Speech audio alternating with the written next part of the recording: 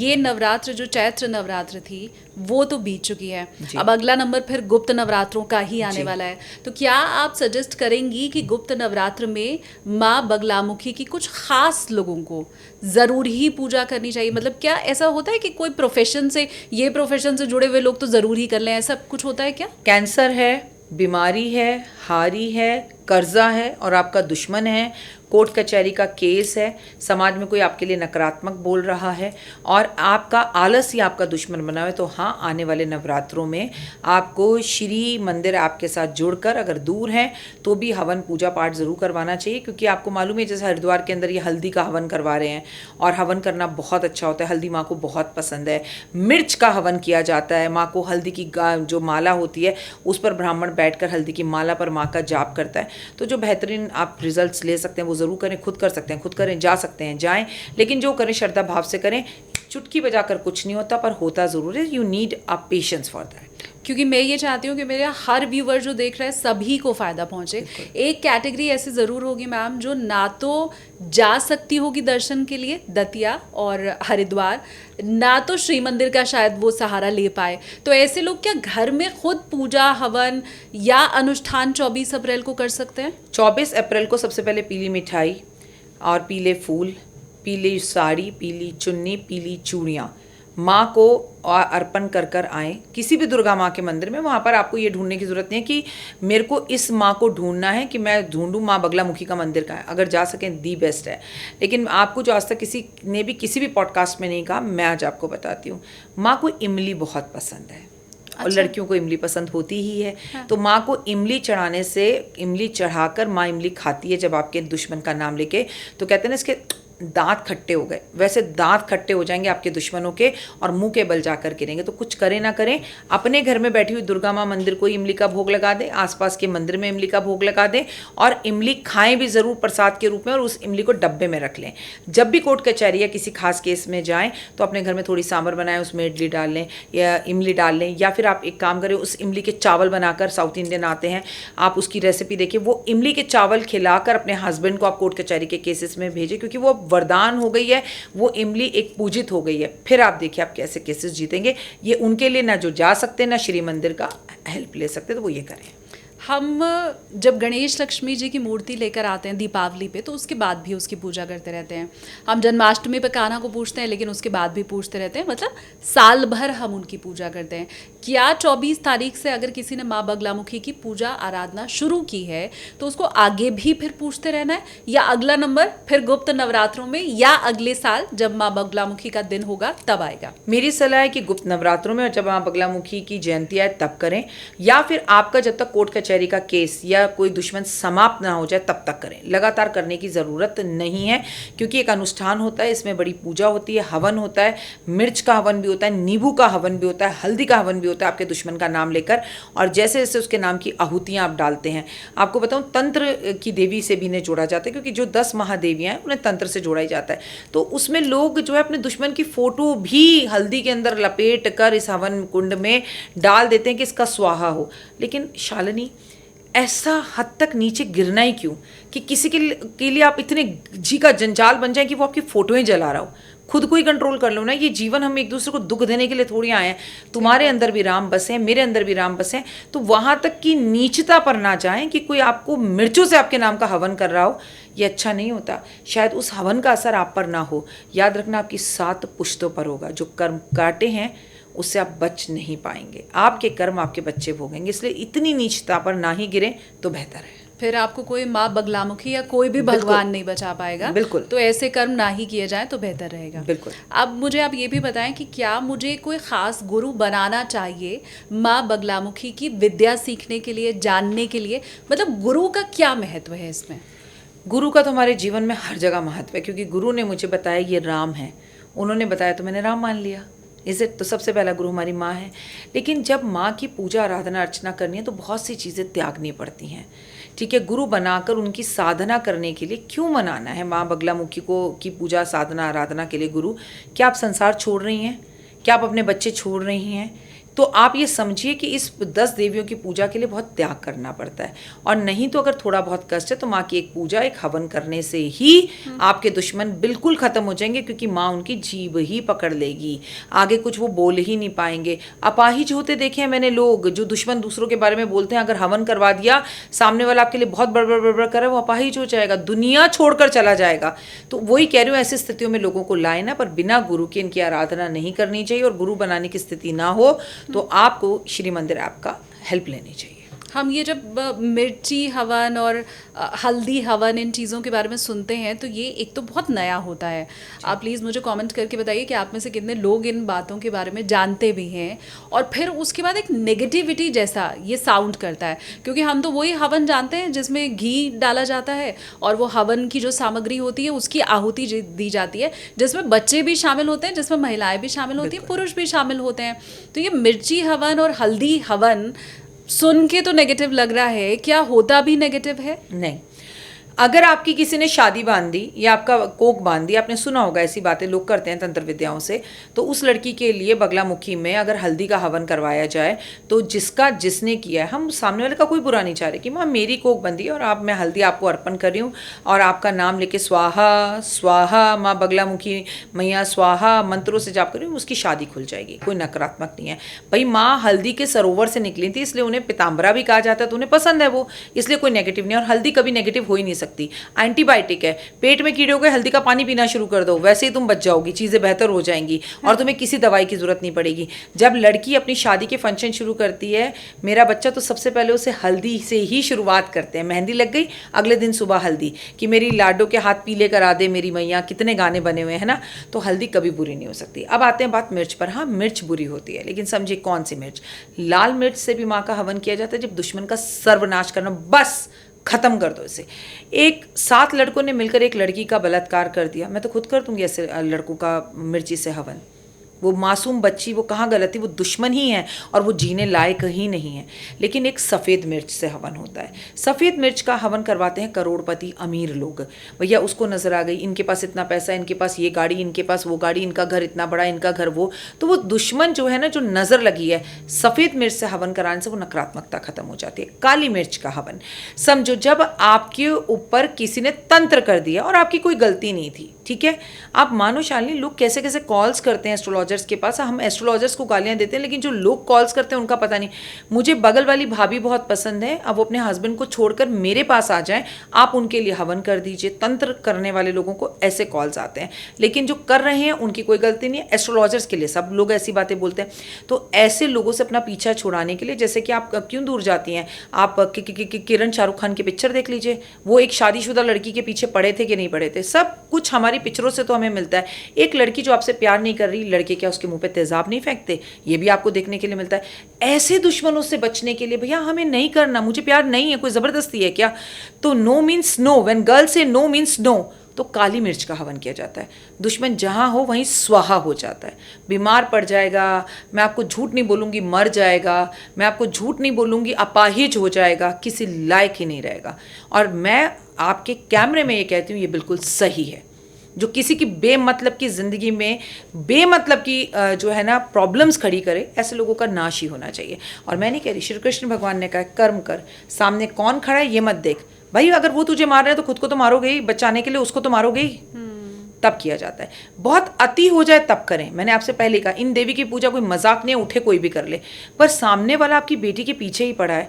एक मुसलमान लड़का एक पंजाबी लड़की, हिंदू लड़की के पीछे ही पड़ा है, नहीं शादी कर शादी कर शादी कर, उसको मानसिक रूप से परेशान कर रहा है, आयतें पढ़ रहा है उसके ऊपर, उसको अपने ऊपर तंत्र कर रहा है, उसको कुछ ना कुछ खिला रहा है। क्या अपनी बेटी को बचाना और ऐसा हवन करना गलत है? तो बिल्कुल गलत नहीं है, बिल्कुल सही है। ये मैं साथ के साथ ये बात भी व्यूअर्स को बता दूं कि ये बुरे लोगों के खात्मे के लिए है, Exactly. ये अच्छे लोगों के खात्मे के लिए नहीं है। हो भी नहीं सकता अच्छे लोगों का। हाँ। अगर बुरी क्षमता से मैं शालिनी आपको पसंद करूं और मैं कहूं कि आप मेरे काबू में हो जाओ और मैं माँ बगलामुखी की पूजा कर लूं, तो ऐसा कुछ नहीं होता।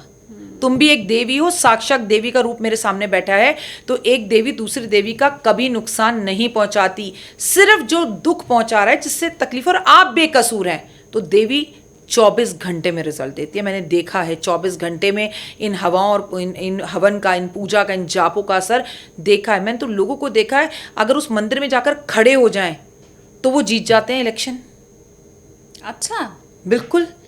और वो सच्चे हैं और देश की सेवा करना चाहते हैं, लेकिन सामने वाले इंसान ने पैसे देकर कोई चीज़ ऐसी कर ली जो उसे नहीं करनी चाहिए। आप समर्पण कर दीजिए, माँ आपको पता है मैं क्या हूँ। देखो शालिनी, आप इतनी बड़ी हो गई हो, आप मैरिड हो, फिर भी आज अपनी माँ के सामने सिर्फ हेलो में बोल दो तो बोलेगी क्यों उदास है। देखा भी नहीं है आपको, आपके हेलो से वो समझ जाएंगी। तो वो तो आपकी माँ है, वो तो जगजननी है, उससे क्या छिपा है, क्या मंशा आपके मन में, कितनी गलत और कितनी सही है आप, ये उसे पता है। तो छल मत करिएगा माँ के साथ, छल नहीं चलता उनके साथ। इलेक्शन वो ही जीतेगा जो सच्चा होगा। Exactly. दूसरे का वोट पैसे से अगर कोई हासिल करना चाह रहा है तो माँ उसकी सहायता नहीं करेंगी। बिल्कुल। जीतेगा वो ही जो दूसरे को परेशान नहीं कर रहा हो। वो लड़का जो किसी लड़की को बेवजह परेशान कर रहा होगा उसको श्रापित किया जाएगा, लड़की का कुछ बुरा नहीं हो सकता है। ये बात कान खोल के और वाकई आप दिमाग में बैठा लीजिए, क्योंकि जब भी तंत्र मंत्र की बात होती है तो लोग गलत ही उसको समझते हैं या उल्टा उसका अर्थ निकालते हैं। तो वो चीज़ क्लियर होनी चाहिए कि माँ हमेशा सच्चे का साथ देती हैं। कोई बुरा उनके पास पहुंच भी जाएगा तो सुनेंगी नहीं माँ, उसका पैसा, उसका समय, उसका अनुष्ठान सब बेकार जाने वाला है। क्योंकि जादू टोने तंत्र विद्या ये है माँ के खेल खिलौने। और बताऊं बच्चा, कलयुग में तंत्र करना इतना आसान नहीं है। और तंत्र किस लिए करना जरूरी है पहले समझिए। गलत मंशा से किया हुआ तंत्र कभी कामयाब नहीं होता, किसी को जबरदस्ती प्राप्त नहीं किया जा सकता, और अच्छी चीजों को करने के लिए कभी तंत्र की जरूरत पड़ती ही नहीं है। ठीक बात। वहां तो भक्ति काम आती है। हाँ, तो माँ के भक्त बनना है। अच्छा, कुछ क्या हम गलतियां भी कर देते हैं माँ को प्रसन्न करने में या पूजा में, अनुष्ठान में? ऐसी कुछ आम गलतियां भी होती हैं क्या? अहम, वहम, घमंड। माँ के दरवाजे पे आप चढ़े और आपने सोचा अरे मैं दतिया आ गया, आप फोटो सोशल मीडिया पे डाल रहे हैं, खींच रहे हैं, वो कर रहे हैं, और माँ मुझे कुछ नहीं चाहिए, उस दुश्मन को ख़त्म कर दे। ये डिसाइड करने वाले आपको ही नहीं होते। आपको सिर्फ माँ को इतना कहना है उसे कंट्रोल कर ले, स्तंभ कर दे, इसे रोकने वाली देवी कहा गया है। अगर आपका दुश्मन आपका अति का बुरा कर चुका है और आप भी चाह रहे हो वो मर जाए, तो फिर आप में और उसमें फ़र्क ही क्या रह गया। वो आपको प्रोफेशनली मार रहा था, आप उसको जान से मार रहे हैं। तो पहले अपनी भावना, माँ वो जो कर रहा है उसको उसकी सज़ा दे, मुझे बचा, तू क्या कर उसके साथ ये तू देख। तो ये गलतियाँ मत करिए, किसी का बुरा मत सोचिए, किसी का बुरा करने के लिए कभी माँ की आराधना और पूजा मत कीजिए, क्योंकि माँ को अपने हर बच्चे के बारे में पता होता है। और याद रखो, माँ उसको सबसे ज़्यादा तंग करती है जो उसका बच्चा सब्र करता है। फॉर एग्जाम्पल, एक माँ के 5 बच्चे हैं, ठीक है मेरा बच्चा शालिनी, उसमें से जो बड़ा बच्चा ना, भूख लगी है खाना दो, भूख लगी है खाना दो, और दूसरा बच्चा माँ कोई बात नहीं इसको दे दो, फिर तीसरा उससे भी शांत अपने गेम खेलने में लगा हुआ है, और जो सबसे छोटा बच्चा है उसके चौथे नंबर का बच्चा, वो बिल्कुल चुपचाप कोने में बैठा है और माँ को देखकर बस मुस्कुरा रहा है। तो माँ एक्चुअली ना उससे सबसे ज़्यादा प्यार करती है, सबसे ज़्यादा, लेकिन वो उन सब बदमाशों को खाना देने के बाद उसे गोद में बिठा कर खिलाएगी। ये मैंने क्यों कहा? क्योंकि आपके बहुत सारे लोग हैं जिनकी माँ सुन नहीं रही, जो लोग परेशान हैं। तो वो याद रखिए, ऐसा नहीं कि माँ नाराज़ है, ऐसा नहीं है कि माँ की नज़र आप पर नहीं है, वो गोद में बिठाकर आपको खाना खिलाएगी। उसके घर देर है अंधेर नहीं। जो सब्र करता है ना, माँ उसके पास सबसे लास्ट में आती है। और जो भूख लगी है खाना दो, ले खाना, वो ये देखेगी भी नहीं खा रहा है नहीं खा रहा, घी चाहिए नहीं चाहिए, और चाहिए नहीं, खा ले, लेकिन उसको गोद में बिठाकर खिलाएगी। तो पेशेंस रखिएगा, आपका नंबर भी आएगा। अच्छा, हम जब भी किसी देवी देवता की बात करते हैं तो हमें ये भी साथ में बताया जाता है ऑल्टरनेट, कि भाई कृष्ण अगर चाहिए तो राधे राधे करो। हमें बोला जाता है कि अच्छा, शनिदेव अगर प्रसन्न नहीं हो रहे तो महादेव के मंदिर में जाओ। ऐसा कुछ माँ बगलामुखी के साथ भी है क्या, कि उनकी आराधना की जगह आप किसी और देवी देवता को अगर पूज लीजिए तो माँ बगलामुखी का भी आपको आशीर्वाद मिलेगा? चलो वापस तुम्हें एक कहानी सुनाती हूँ। आपने ये कहानी बहुत बार सुनी है, बचपन में आपकी मम्मी से भी सुनी है, मेरे से भी आपने पॉडकास्ट में सुनी है। जब राजा दक्ष के घर में माता पार्वती, उनकी जो बेटियां हैं, जब उनके यहाँ पर यज्ञ हो रहा था तो उनको पता चला मेरे पिताजी के यहाँ यज्ञ हो रहा है। उन्होंने शिव से विवाह किया तो दक्ष कभी नहीं चाहते थे कि ये उनकी बेटी इतनी लाडो पालो से पली हुई वो पहाड़ों में जाकर जो है शिव के साथ विवाह करे, पर उन्होंने किया। सृष्टि ने कुछ ऐसी रचना करी कि उनका विवाह हो गया। तो उन्होंने एक यज्ञ किया, माता पार्वती को नहीं बुलाया, सारी बहनों को बुलाया। तो माता पार्वती ने कहा, शिव आज मेरे घर में यज्ञ है और आप चलो। तो उन्होंने बोला, जहाँ पर पुकारा ना जाए वहाँ नहीं जाना चाहिए, इन्विटेशन ना हो ऐसी जगह पे जाने से अपमान होता है। लेकिन स्त्री हट, उन्होंने कहा मैं तो जाऊँगी, आप मत जाओ, आप दमाद हो, मैं तो बेटी हूँ, मैं तो जाऊँगी। तो बहुत मना करने पर भी, क्योंकि शिव तो अंतर्यामी थे, उन्हें मालूम था वहाँ जाकर क्या होगा, वो वहाँ पहुँची। तो शिव ने उनके पीछे उनके 10 गण यानी उनकी 10 सखियाँ भेजी। ये 10 महाविद्याएँ वो हैं, जिसमें से 8वें नंबर पर माँ बगलामुखी है। तो आप जिन 10 देवियों की 10 गुप्त नवरात्रों में पूजा करते हो वो ये है शक्ति कि माँ पार्वती की रक्षा करें। जब माँ पार्वती वहाँ पहुंची तो दक्ष ने बहुत बोला, वो सांप गले में लटकाता है, वो योगी है, वो पहाड़ों पे रहता है, वो अर्धनंगा है, क्या है उसके चेहरे पर चिता की भस्म लगे, तू काम है इतना बड़ा राजा। तो पार्वती माँ ने अपने कानों को बंद किया और उसी हवन कुंड में कूद कर उन्होंने अपने प्राण दे दिए, सृष्टि की रचना। लेकिन वो 10 देवियां माँ को नहीं बचा पाई और माँ की रक्षा नहीं कर पाई, लेकिन ये भी सृष्टि का ही वो था। भगवान शिव का तो तुम साथ जाओ, और वो 10 भी माँ के साथ ही समा गई। तो अगर आपको घर के आसपास कोई मंदिर नहीं है, तस्वीर नहीं है, तो एक्चुअली करनी है आपको माता पार्वती की पूजा, क्योंकि वो 10 की 10 महाविद्याएं माँ पार्वती का ही रूप है, उनके ही गण हैं, उन्हीं के साथ हैं। तो ये जो चीज़ें मैंने आपको समर्पित करने के लिए कहीं, चढ़ाने के लिए कहीं, देखिए शिव पर हल्दी नहीं चढ़ती, लेकिन पार्वती पर हल्दी ज़रूर चढ़ती है। और अपनी पार्वती ने हल्दी से ही, मैल से ही गणेश को उत्पन्न किया। तो भैया पार्वती की पूजा इन सब की पूजा है।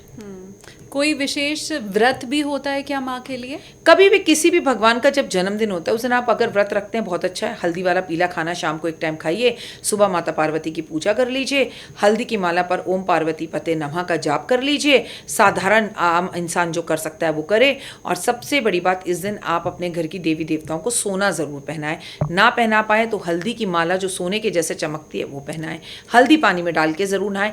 पूरे टाइम भूखे रहें। शाम को बिना लहसुन प्याज के एक टाइम का भोजन कर लें, सेंधा नमक का हो गया व्रत। अब मुझे ये बताइए कि माँ बगलामुखी इतनी पॉपुलर क्यों नहीं है? क्यों, जैसा मैंने शुरू में भी कहा था कि हम घर में उनकी मूर्ति नहीं देखते, तस्वीर भी नहीं देखते। आपने भी मुझे बताया कि ये आपका पहला आज पॉडकास्ट है, तो इसके पीछे वजह क्या है? बहुत सारे इस देश के अंदर ऐसे ऐसे एस्ट्रोलॉजर हैं जो ये बता सकते हैं कि तुम अपने मन में सोच क्या रही हो, लेकिन वो पॉपुलर नहीं है। कुछ चीज़ें जो दिखती नहीं हैं, ज़रूरी नहीं है कि वो बिकती नहीं है। जिन लोगों को वाक सिद्धि प्राप्त होती है, जिनके पास अलग शक्तियाँ होती हैं, वो कैमरे पर आ भी नहीं पाते हैं। ज़्यादातर जो आ जाते हैं वो आ जाते हैं। देखिए, सांसारिक जीवन को छोड़कर आपको बहुत सिद्धियाँ प्राप्त हो सकती हैं। जैसे कि अगर मैं अपना परिवार अभी छोड़ दूँ, जैसे कि मैं सिर्फ सिद्धियों को प्राप्त करने के लिए पूजा पाठ, आराधना, अर्चना करूँ, तो जितनी मैं भविष्यवाणी करती हूँ उससे ज़्यादा शायद अच्छी कर पाऊँ। लेकिन शायद फिर मैं भविष्यवाणी ही ना करना चाहूँ, क्योंकि मुझे वो प्राप्त हो जाएगा कि किसके लिए करूँ, जो भगवान कर रहा है करने तो ज़रूरत ही नहीं है करने की। तो आपने कहा क्यों पॉपुलर नहीं है? क्योंकि माँ बड़ी जल्दी प्रसन्न हो जाती हैं। माँ कलयुग की देवी हैं। माँ माता पार्वती का गण है। माँ को बड़ी जल्दी सिद्ध किया जा सकता है। अगर सबको बता दिया जाए तो आपको मालूम है कि भगवान से पता नहीं लोग क्या क्या मांगने लगेंगे। इसलिए 10 महादेवियों को 10 अलग अलग काम दिए गए हैं। कभी हमारे पास टाइम हुआ ना, हम एक एक देवी को लेंगे और एक एक देवी पे पॉडकास्ट करेंगे। अब 10 हैं, एक तो हमने कर लिया। ऐसी धूमावती भी हैं, इनके 10 नाम हैं। सिर्फ धुएं की पूजा कर कर, धुआं उनको दिखाकर, कहते हैं धुआं धुआं हो जाता है, जीवन से सब नकारात्मकता उस धुएं के साथ उड़ जाती है। ऐसी 10 देवियां बड़ी पॉपुलर नहीं हैं, क्योंकि उनकी छोटे ही समय में पूजा करने से रिजल्ट मिलते हैं। और आपको तो पता ही है फिर लोगों का, लोग क्या करेंगे फिर? तो शिव पार्वती जिन्होंने संसार चलाना है उन्हें भूलकर इन्हीं देवियों के पीछे पड़ जाएंगे। इसलिए कोई रीज़न है कि इन्हें छुपा कर रखा गया है। और आपको बता दूं, हमारे शास्त्रों में तो कहा गया है गुप्त नवरात्रों की जानकारी भी नहीं देनी चाहिए ऐसे धुवर दुष्ट आदमी को जो उसका दुरुपयोग कर सके। यानी कि हल्की सी पूजा से ये देवियाँ, ये गण प्रसन्न हो जाते हैं। और मैं आपको बताऊँ, मोदी जी से मिलना मुश्किल है, लेकिन मोदी जी के सेक्रेटरी से मिलना आसान है। मोदी जी के ड्राइवर से मिलना आसान है। हाँ। मोदी जी के जो खाना बना रहा हो कुक, उससे मिलना आसान है। तो ये वही देवियां हैं। और आपने जैसा शुरू में ये कहा था कि माँ बगलामुखी का पॉडकास्ट हो ही नहीं सकता बिना उनकी इच्छा के, तो अब मुझे इंतजार रहेगा कि ये 10 महाविद्या जो हैं उनकी इच्छा कब प्राप्त होती है और आपके साथ इनके ऊपर पॉडकास्ट में कर पाती हूं। हम जब भी मिलेंगे हम 10 पॉडकास्ट करते हैं इन पे। एक आज हमने कर लिया, 9 करते हैं। हम किसी और विषय पे बात ही नहीं करेंगे, हम लोगों को इन देवियों के बारे में बताएंगे। लेकिन हम भी हाथ जोड़कर आपसे प्रार्थना करेंगे, मिस यूज़ ना करें, किसी के लिए गलत यूज़ ना करें, और देवी से पैसा धन दौलत नहीं मांगे। हर देवी को एक, जैसे ये मंत्री है, मंत्रालय इनको मिला हुआ है कपड़ों का, इन्हें मंत्रालय मिला हुआ है कि ये खाने का देखेंगे, खाद्य मंत्री हैं। इन्हें मंत्रालय मिला हुआ है, रेल मंत्री हैं। इन्हें मिला हुआ है ये जीएसटी मंत्री है। तो जो मंत्री हैं, जो देवी जिसके लिए हैं, अगर आपके जीवन में वो कष्ट है, उन्हीं को ध्याइए। बेमतलब पे देवियों को तंग ना करें, क्योंकि तुरंत सामने आके खड़ी हो जाती हैं। फिर आप इनकी एनर्जीज जो है वो हैंडल नहीं कर पाएंगे। हाँ। इसीलिए अगर कष्ट है, दुश्मन है, मैं फिर बार बार कह रही हूँ, तो पूजा कीजिए। नहीं तो 24 तारीख को माता पार्वती को केवल बेसन के लड्डू लगा के जय माता दी है भी नहीं, और जीवन में कभी होगा भी नहीं। दुश्मन हो भी नहीं, ऐसा नहीं होगा भी नहीं, ये बोल दीजिए जय माता दी, बस। ठीक है, हम देखते हैं श्री यंत्र है कि आपको धन आकर्षित अगर करना है, श्री देवी की पूजा के लिए श्री यंत्र है, तो क्या माँ बगलामुखी के लिए भी कोई यंत्र बनाया गया है? माँ बगलामुखी की जब भी पूजा की जाएगी तो जो श्री यंत्र है उसमें समस्त देवियों का वास है। आपने कहा उसमें छोटी छोटी लाइनें होती हैं, एक के ऊपर एक के ऊपर एक के ऊपर। तो आप जब भी माँ की पूजा करें तो आप श्री यंत्र पर हल्दी अर्पण कर सकती हैं। आप हल्दी की पार्वती बनाकर उनके ऊपर इनकी पूजा कर सकती हैं। आप एक सुपारी लेकर उस सुपारी को बगलामुखी माँ का रूप मानकर उस पर हल्दी के 108 जो है टीके लगा सकती हैं। उसके बाद उस सुपारी की पूजा कर कर उसको आप बहती हुई नदी के अंदर जल प्रवाह कर सकती हैं या पेड़ के नीचे रख कर आ सकती हैं। इनके लिए कोई नहीं, लेकिन इनके हाथ में गदा है, मैंने आपसे कहा। तो माता रानी को गदा बेहद पसंद है और माँ शेरावाली के हाथ में भी गदा है। तो भैया दुश्मन हैं पर अभी इतना कोर्ट कचहरी का केस नहीं है, बस हल्का फुल्का बोल रहे हैं। तो माँ को एक 24 अप्रैल को गदा खरीद के दे, माँ ये दे आई हूँ, तेरा दुश्मन की बैंड बजा दे बस। अच्छा, और श्री यंत्र तो वैसे घर में सभी के होता है, और नहीं है तो होना चाहिए। अच्छा, श्री यंत्र के बिना लक्ष्मी कैसे आ जाएगी? शंख उनका भाई है। अगर आपको लक्ष्मी चाहिए तो आपको उनका भाई शंख रखना पड़ेगा, भगवान विष्णु रखने पड़ेंगे क्या, रखने चाहिए। और श्री यंत्र रखना चाहिए। श्री यंत्र में ही विष्णु और लक्ष्मी का वास है। जिसके घर में श्री यंत्र नहीं है उसके घर में लक्ष्मी कभी स्थिर रूप से तो नहीं आ सकती। ये नई जानकारी मुझे मालूम आएगी पर चली जाएगी। श्री यंत्र पूजित, प्राण प्रतिष्ठित, अभिमंत्रित क्रिस्टल का, पारे का, संगमरमर का, अष्ट धातु का, सोने का, चांदी का ज़रूर रखिए। लेकिन रखने का मतलब है फिर सेवा करिए। आप मुझे अपने घर में बुलाएं और आप मुझे स्टूडियो में जाके चल जाएं, मैं बार बार कहूँगी आई नहीं आई नहीं आई नहीं, कितनी देर हो गई आई नहीं, यही करूँगी ना। तो आप अगर श्री यंत्र घर में रख रहे हैं और उसकी पूजा नहीं कर रहे हैं तो अगेन दिस इज रॉन्ग। पूजा कोई बड़े नियम नहीं होते, बस आप उस पर रोली हल्दी रोज लगाइए और घी का दिया जलाइए, हो गई पूजा। दैट इज कॉल्ड श्री यंत्र। लक्ष्मी अगर इस कलयुग में कहीं वास करती है तो एकाक्षिक नारियल और श्री यंत्र में वास करती है, और दोनों का आपके घर में होना जरूरी है। क्या माँ बगलामुखी मोक्ष तक जाने का भी एक रास्ता है? हालांकि मैं नहीं जानती कि आज के ज़माने में मोक्ष की कौन कल्पना कर रहा है, कौन वहाँ तक पहुँचना चाहता है। मुझे लगता है मोक्ष जैसा टॉपिक शायद यूट्यूब पे सबसे कम सर्च किया जाने वाला टॉपिक रहता होगा। ज़्यादातर लोग तो धन दौलत, ज्योतिष को धन दौलत से ही जोड़ के आज के वक्त में देख रहे हैं। लेकिन मुझे लगता है आध्यात्म की जो चरम सीमा है वो मोक्ष है। और पहले हमें बताया भी गया था कि हमारे जो 4 आश्रम हैं उसमें अंतिम मोक्ष रहता था। तो मैं वो पुरानी परिपाटी पे ही चलते हुए अगर आपसे सवाल पूछूं या आधुनिकता छोड़ते हुए, तो उस मोक्ष के लिए भी क्या माँ बगलामुखी का आराधना या उनकी ध्यान ये किया जाना चाहिए? मोक्ष मिल जाएगा ना आपको जब आप अपने दुश्मन को ख़त्म कर देंगे, जब आपके दुश्मन आपके बारे में बोलना बंद कर देंगे, जब माँ उनकी जीवा पकड़ लेगी तो आपको कुछ दिन बाद एहसास होगा कि अब शांति है जीवन के अंदर। और मोक्ष का मतलब लोग मरना समझते हैं, मरना नहीं होता मोक्ष का मतलब अपनी जिम्मेदारियों को पूरी इत्मीनान के साथ, पूरे अच्छे रिस्पॉन्सिबिलिटीज़ के साथ निभाना और शांति से निभाना। दैट इज़ मोक्ष। कि आपको शांति है, अब जो I am very happy, I am very thankful, I am बहुत शुक्राना। तो हाँ, देवी आपको मोक्ष तक प्रॉपर लेकर जाती है क्योंकि आपका कॉन्फिडेंस बढ़ाती है। कई बार सिर्फ देवी दुश्मन को ही ख़त्म नहीं करती, जब वो आप उसके सानिध्य में होते हो ना, उसकी आराधना कर रहे होते हो, तो आपको लगता है अरे माँ है ना, फिर क्या डर। आप देखिए किसी छोटे बच्चे को मॉल जाते हुए वो पैरी पैरी पैरी पैरी चलने लगेगा, लेकिन 2 मिनट मुड़कर देखेगा, माँ नहीं देखी, माँ माँ माँ ऐसे करता है। माँ क्या कर रही है? वो 1 साल का छोटा सा बच्चा जिसने चलना सीखा है, उसमें भी अपनी माँ को देख के कॉन्फिडेंस आता है, वो सबके चेहरे देखने लगता है और फिर रोने लगता है। तो जब आपको मोक्ष की प्राप्ति हो जाए, जब आप इनके सानिध्य में जाते हैं, इनकी आराधना करते हैं, मैं आपको बताऊँ 10 देवियाँ सपने में ज़रूर आती हैं और आपके सवालों के जवाब दे के जाती हैं। आप भी आजमा कर देख लीजिए। जब आप माँ की आराधना पूजना शुरू करते हो, कोई भी पूजा पाठ करते हो, तो तुरंत आपके सपने में माँ आएगी और आपको जवाब दे के जाएगी कि बेटा तू चिंता मत कर, मैं हूँ या नहीं, तू इस दुश्मन को इस तरह से मार या इस तरह से हैंडल कर, तू ये काम कर, तू अपना वकील बदलते। लाखों लोगों ने अपने केसेस जीते हैं वकील बदल कर, क्योंकि उन्हें पता चला सामने वाला दुश्मन नहीं, दुश्मन तो हमारा वकील था। तो माँ आपकी जो चाकसू बंधन है उसे खोलते हैं। दैट इज मोक्ष। क्योंकि माँ बगलामुखी के बारे में हमने बहुत कम सुना है, तो क्या उनकी कोई ऐसी कथा है जिसको हम खुद से जोड़ के या रिलेट करके समझ पाएँ, ऐसा कुछ है?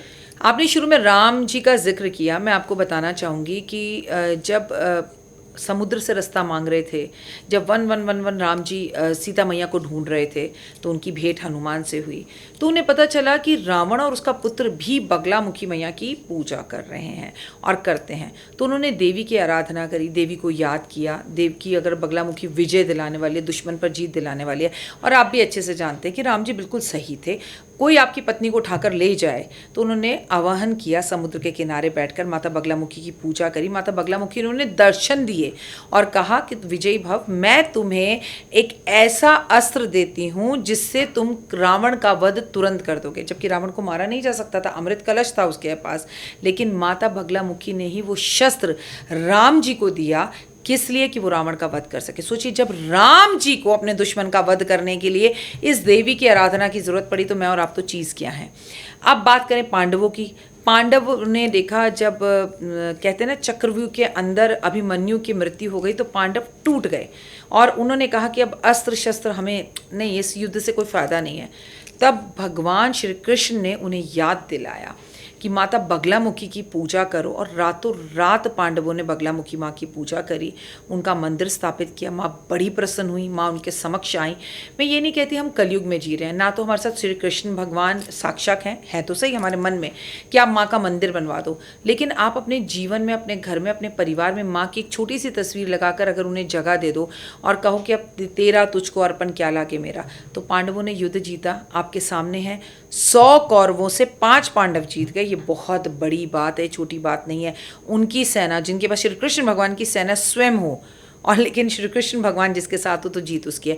तो मैं यहाँ बताना चाह रही हूँ कि कोई ऐसा युग नहीं है। सतयुग की कहानी आपको बता दी, द्वापर की कहानी मैंने आपको बता दी, कलयुग में हम बात ही कर रहे हैं माँ की, है ना। तो आप याद रखिए कि माँ की पूजा आराधना के बिना, माँ ही एक ऐसी देवी है जो इतने वर्षों के हर युग में पूजी गई हैं, हर देवी देवता से पूजी गई हैं, और हर जगह पर जब भी किसी भी इंसान ने, क्योंकि राम जी इंसान बनकर कलयुग में थे, श्री कृष्ण भगवान इंसान बनकर कलयुग में अपने युग में थे, ठीक है ना। राम जी भी इस धरती पर जब मृत्यु लोक में थे तो इंसान बनकर अपने युग में थे। द्वापर युग हो गया, सत्य युग हो गया, हमने उनकी कहानी सुन ली। तो अब कलयुग में हम उनकी पूजा आराधना कर रहे हैं, उनकी जयंती बना रहे हैं। तो इतनी पुरानी देवी जिसकी समस्त देवी देवता पूजा कर रहे हों, तो आप सोचिए कि उनकी पूजा आराधना अर्चना से, इस कहानी से समझिए कि हम कितने हद तक अपने दुश्मनों का सर्वनाश कर सकते हैं। जो राम के काज जिसने सवारे, जिन्होंने पांडवों के काज सवारे, जिन्होंने 5 पांडवों को 100 कौरवों से जिता दिया, वो माँ क्या नहीं कर सकती। बट आपको सही नॉलेज होनी चाहिए, आपका माँ पर विश्वास अटूट होना चाहिए, तो आप जीवन में आगे बढ़ेंगे। मैं ये समझना चाहती हूँ कि हम में से बहुत से ऐसे लोग होते हैं जिन्हें ये लगता है कि ऑफिस में मेरा कुलीग ही मेरा दुश्मन है। कुछ लोग ऐसे होते हैं जिन्हें ये लगता है कि मेरा जो पड़ोसी है वो सबसे बड़ा मेरा दुश्मन है। कई महिलाएं ऐसी होती हैं जिन्हें उनके ही घर में कोई दूसरी महिला उनकी दुश्मन लगती है।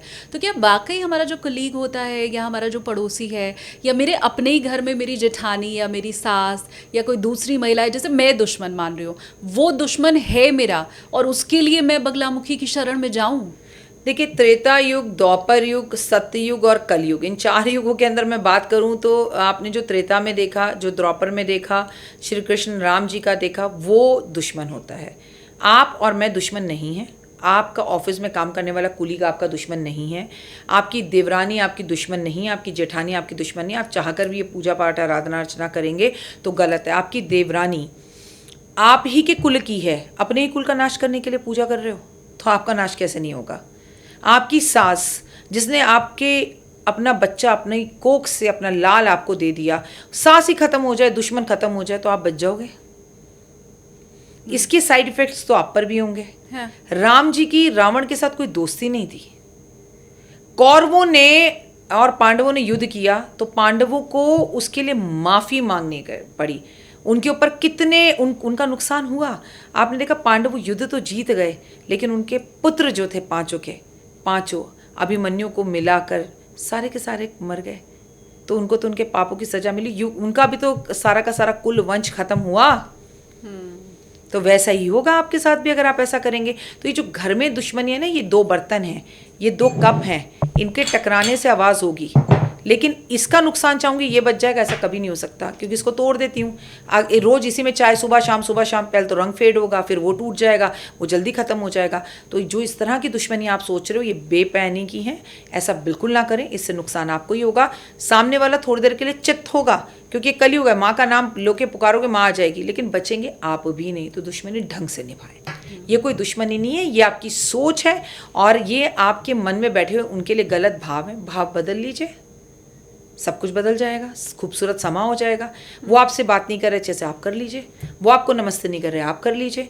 वो आपको अपने फंक्शन में नहीं बुला रहे, आप बुला लीजिए। मैं क्यों झुकूं? मैं क्या किस काम के? मैं तो रावण की नहीं रही, मैं ही झुक जाता हूँ। भाई तू आजा, माफ़ी हो गई, गलती हो गई, सॉरी। ठीक बात है ना? तो दुश्मनी अपने आप ही खत्म। Thank you so much ma'am. मैं एक चीज़ आपको और बताऊं, माँ बगलामुखी के ऊपर ये मेरा पहला पॉडकास्ट था, लेकिन ख़ासकर मैं किसी ऐसे शख्स को आमंत्रित नहीं करना चाहती थी जो बड़े बड़े दावे करें। आज के वक्त में ऐसे ज्योतिषी बहुत हैं जो आपको ये बताते हैं कि माँ बगलामुखी की पूजा कर लो तो तुम्हारे सभी शत्रुओं का नाश हो जाएगा, सारी परेशानियाँ दूर हो जाएंगी। लेकिन कोई ये नहीं बताता कि शत्रु तो आप खुद हो अपने। कोई ये नहीं बताता है कि आप अपने ही कुल का नाश करने के लिए तो कहीं अनुष्ठान नहीं कर रहे। तो मैं वाकई बताऊँ कि आप सही और गलत का फ़र्क क्योंकि बताती हैं, हमेशा सिर्फ ये दावा नहीं करती हैं कि तुम कहो तो पैसा दे दूंगी, तुम कहो तो मकान मिल जाएगा, तुम कहो तो शत्रु नाश हो जाएगा। इसलिए भी ये वजह थी कि माँ बगलामुखी के ऊपर जब हमने पॉडकास्ट करने की सोची तो सबसे पहले आपका ख्याल आया। Thank you so much Shalini. और एक बात और कहूँगी, श्री कृष्ण भगवान ने भी कहा है, चाणक्य ने भी क्या है, दुश्मन मत ख़त्म करो, दुश्मनी को ख़त्म करो। और जिस तरह से आजकल हिसाब है ना, भगवान 2025 से 2030-32 तक हम लोगों से नाराज़ है। मैं सच बता रही हूँ, जो दुनिया के अंदर हो रहा है, जो आने वाले टाइम में आप देखेंगी, वो भूकंप हो, अग्नि घटनाएं हो, बड़ी तकलीफ है। सूर्य सत मेष राशि में उच के हैं, नेताओं के लिए समय अच्छा नहीं है। बंगाल इलेक्शंस के अंदर ये समय अच्छा नहीं है। तो मुझे ऐसा लगता है कि पता नहीं ऊपर वाला कब हमारी डोरी खींच लेगी। तो बस आ जा। छोटे छोटे लोगों की आप जो है मृत्यु होते हुए देखेंगी, बच्चों को लेके बड़ी प्रॉब्लम्स होंगी, बच्चे हॉस्पिटल जाएंगे। आपका हॉस्पिटल जाना तो मुझे समझ में आता है, आपकी माँ का जाना मैं आपको शब्दों में नहीं बता सकती। जब आपकी औलाद हॉस्पिटल में होती है, उससे बड़ा कष्ट इस दुनिया में कोई नहीं होता। तो सुधर जाइए, दुश्मनी को ख़त्म करिए, दुश्मन को ख़त्म मत करिए, झुक जाइए। आपकी मेरी नहीं बन रही है, खूबसूरत सा मोड़ लेकर साइड से निकल जाते हैं। अगर आपको मैं पसंद नहीं करती हूँ और आपके कोई टॉपिक है तो थैंक यू सो मच, बहुत प्यारी है, मैं इस विषय पे बात नहीं करना चाहता, ये भी ख़त्म कर। क्योंकि भगवान आपको माफ़ कर देते हैं, कर्म माफ़ नहीं करते हैं। कर्मा रिटर्न्स एंड ऑल हिसाब क्रेडिट्स आपके जीवन में 2032 तक दिखाई देगा। और ये लोग आपके ही चैनल पे कमेंट कर कर बताएंगे। ऐसे ऐसे लोगों को आप डूबते हुए देखेंगे जिनमें अहम था, और ऐसे ऐसे लोगों को उभरते हुए आप देखेंगे जो बिल्कुल ख़त्म थे। फॉर एग्जांपल धुरंधर पिक्चर के अंदर आप देख लीजिए, आपने राकेश बेदी जी को कोई भी ऐसी पिक्चर नहीं होगी जिसके में गोविंदा के साथ ना देखा हो, कादर खान के साथ ना देखा हो। लेकिन इंसान की मेहनत कब रंग लाकर दिखा रही है, अब छुपे हुए कलाकार उभर कर बाहर आ रहे हैं। अक्षय खन्ना को भी हमने देखा, मुख्यमंत्री को बिहार के देख लीजिए, आप जानती थी इससे पहले उन्हें। तो जो डूबे हुए हैं वो उभरेंगे, और जो उभरे हुए हैं ना वो डूबेंगे। तो सुधर जाएंगे, कायदे में रहेंगे तो लोग फायदे में रहेंगे। ये मैसेज जाना ज़रूरी है। बहुत शानदार, ये मैसेज आपके ज़रिए लोगों तक पहुंच भी गया है। अब जो कायदे में रहेगा वो ही फ़ायदे में रहेगा, ये आपको खुद तय करना है, खुद सोचना है। और 2032 तक तो खास करके ये करना है। फिर मुझे लगता है मैम जो 2032 तक कायदे में रह लिया ना, फिर तो वो उसके चरित्र में आ जाएगा, फिर वो आगे भी कायदे में ही रहेगा। दुनिया भी खूबसूरत हो जाएगी, लाइफ भी खूबसूरत हो जाएगी। मैंने कहा ना, आप कुछ ऐसे ऐसे लोगों को देखेंगे जो साइकिल पे चलते थे, और कुछ दिन बाद आप देखेंगे वो मर्सिडीज में, आप कहेंगे हैं मर्सिडीज कैसे ले ली। लेकिन उसका जो समय खराब था वो अच्छा, जो जिनमें अहम रहेगा वो डूबेंगे। ऐसी आपकी गति ना हो, इसका आप ख्याल रखिएगा। और thank you so much ma'am, आपने हमें इतना समय दिया, धन्यवाद आपका। जय माता दी। जय माता दी। उम्मीद है श्री मंदिर द्वारा स्पॉन्सर्ड आज का हमारा ये पॉडकास्ट आपको पसंद आया होगा। माँ बगलामुखी की कृपा आप पर और आपके परिवार पर हमेशा बनी रहे।